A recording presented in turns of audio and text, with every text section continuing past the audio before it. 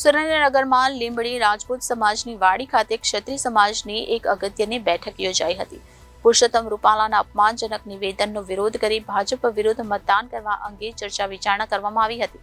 ક્ષત્રિય સમાજના આગેવાન, હોદ્દેદારો અને યુવાનો મોટી સંખ્યામાં આ બેઠકમાં જોડાયા હતા. ક્ષત્રિય સમાજની બેઠકને લઈને રાજકારણ હાલ તો ગરમાયું છે.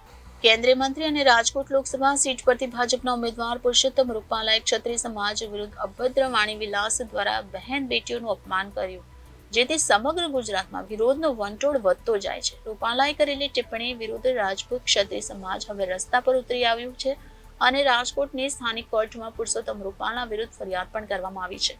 કેટલાક જિલ્લામાં પૂતળાના દહન અને ઘણા જિલ્લાઓમાં વિરોધ પ્રદર્શન કરી જિલ્લા કચેરીમાં આવેદન આપવામાં આવ્યા છે. આ દરમિયાન હવે લીંબડીના રાજપૂત સમાજની વાડી ખાતે ક્ષત્રિય સમાજની એક બેઠક યોજવામાં આવી હતી. પુરુષોત્તમ રૂપાલાના અપમાનજનક નિવેદનનો વિરોધ કરી ભાજપ વિરુદ્ધ મતદાન કરવા અંગે આ બેઠકમાં ચર્ચા વિચારણા કરવામાં આવી હતી. ક્ષત્રિય સમાજના આગેવાન, હોદ્દેદાર અને યુવાનો આ બેઠકમાં મોટી સંખ્યામાં જોડાયા હતા.